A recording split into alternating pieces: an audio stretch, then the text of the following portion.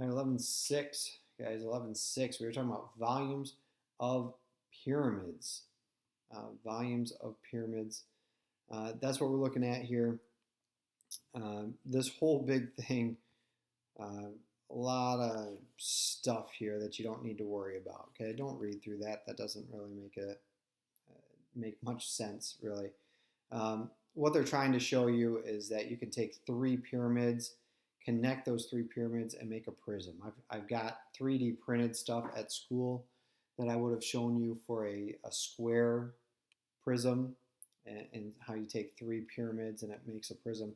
Really, all this is trying to do is get to our equation, our formula here. And our formula for volume of a pyramid is very similar to what we saw in the last section with volume of a prism. Because really a pyramid is like a prism, only with one base up to a point instead of two bases. And our volume formula is slightly different. And the big difference is that 1/3 that's there. It is 1/3 base area times height.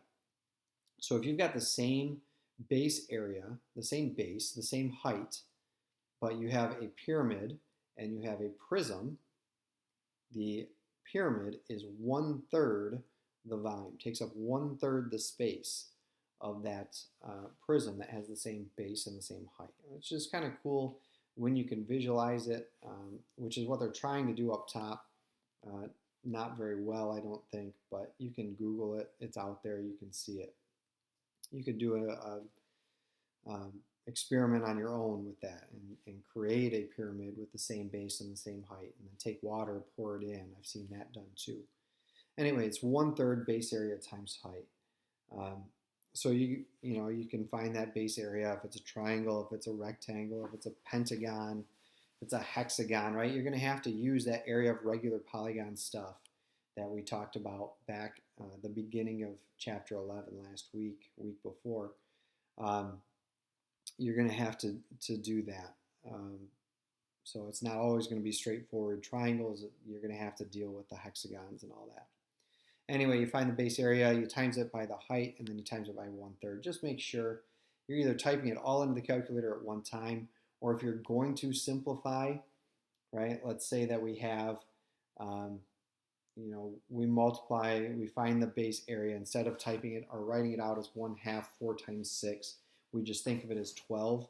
So we have 1/3 times 12 times 9. Just make sure, and I know you wouldn't do this, but that you're not dividing both of these by 3. Right? If you're going to simplify it, you're going to try to do it on your own. Just multiply one of them by 1/3, and then you can times that by the other to get 36. Right? So do that 1/3 by one of them, and you could have done it by the 9 instead. Right? The 1/3 and the 9 together, and then times it by the 12. It's going to get you that same thing. Okay? Just be careful on that. So finding the volume of a pyramid, very, very similar to what we did in the last section.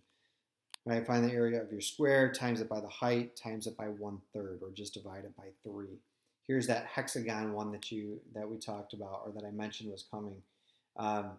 Remember, for this, you gotta set up that triangle, just like 11.3. Set up that triangle. It's a hexagon, so it's a 30, 60, 90.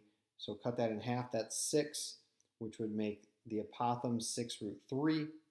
So my height then, or sorry, my base area would be 1/2 apothem times perimeter. The perimeter is going to be 12 times 6, or 72. So that is the base area. And then to find the volume, it's 1/3 times the base area times the height. So that whole thing right there would give me the volume of this figure. Okay, so just be aware of that.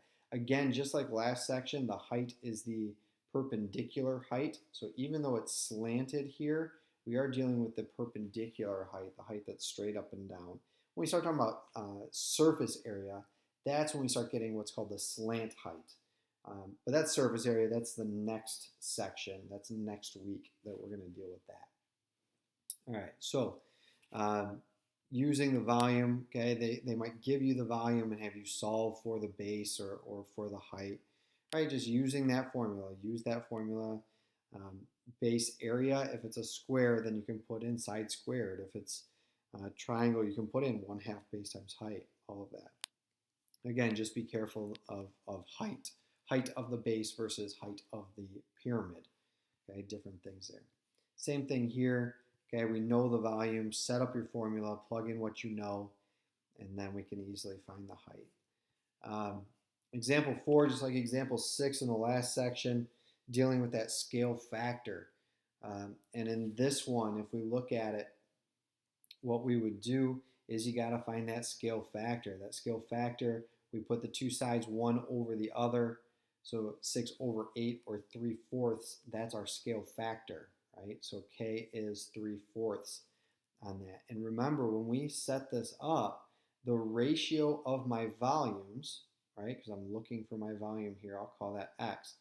The ratio of my volumes, 96/X, is equal to the scale factor cubed. It's always cubed for scale or for volume, right? So we're cubing that. So what I would do is I would cube 20, or I would cube 3, and I would cube 4. And then I can set that up to 96/X. You could take 0.75 to the third power on your calculator. That would work too. But that's what we're going to look at. And actually, I set that up wrong. I'm so sorry about that. I set that up incorrectly because I didn't match up the 96 with the bigger side there. So let's try that again.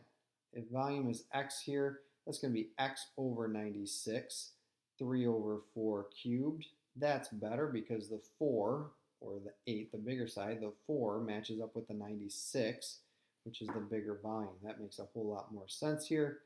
That's going to be X/96 is equal to 27/64. And I can multiply both sides by 96 here.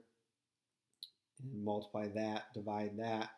That's going to give me that 40.5. So give me that volume of that. So again, sorry for messing it up. Hopefully you caught that as I was doing it. I could lie and say that I did that on purpose. I didn't, but it would be something that, I could have done. See if you had caught it. Anyway, so be aware of that. And then you got your composites. Your two figures on top of each other. Find the volume of both of them, add them together. And really, that's it for 11.6. So we're looking at the same sort of thing as 11.5. It's just a different formula. It's 1/3 base area times height instead of just base area times height. So don't forget about that 1/3, and you should be just fine. Again, watch the videos, ask questions, email, all that. Just make sure that you're good to go on this section.